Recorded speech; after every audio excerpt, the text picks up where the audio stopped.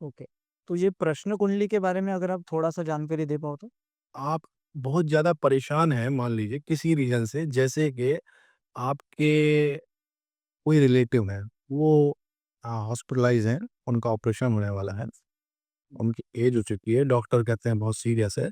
तो आप ये जानना चाहते हैं कि ये इनका क्या होगा, ये बच पाएँगे, नहीं पाएँगे, डॉक्टर कुछ कह रहा है तो क्या करें?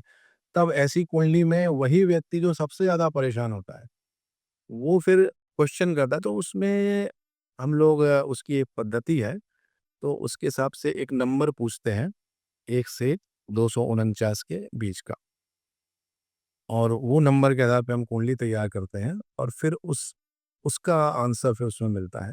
पर ये किसी विशेष परिस्थिति के लिए, जैसे कोई गुम गया, बच्चा कहीं गुम गया है, स्कूल से आया नहीं, कोई हो गया, किसी किसी के साथ कोई एक्सीडेंट हो गया, अब आईसीयू में है तो क्या करें?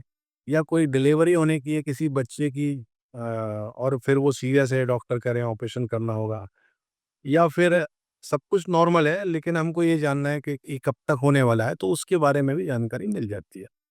कि ये जैसे किसी का 9वाँ महीना चल रहा है, उन्हें डॉक्टर ने ये डेट दी है हमको, क्या इस डेट पे ही होगा कि आगे पीछे होगा, कैसा होगा? वो फिर प्रश्न कुंडली से निकल जाता है। ओके, तो आप ये कहना चाहते हो ये जो आपने अभी बताया प्रश्न कुंडली, ये भी हमारा जो एस्ट्रोलॉजी विद्या है उसी का पार्ट है? बिल्कुल, बिल्कुल, सारी चीज़ें जो कुछ भी चल रही हैं, जिससे लोगों का भविष्य बताया जाता है या वर्तमान बताया उसके बारे, ये सब ज्योतिष का ही पार्ट है। ओके, मतलब ये जो टैरो कार्ड्स है, ये बाकी की चीज़ें अभी-अभी हमें सुनने आ रही है, ईस्टर्न कल्चर्स। सब इसी का पार्ट है। ये वेस्ट कल्चर जो है ना हम बोलते हैं, ये कुछ नहीं है। एक्चुअली हमारे वेद की विद्याएँ ही पहले अंग्रेज़ यहाँ से लेकर के गए और फिर वो वापस हमको ज्ञान देना शुरू किया।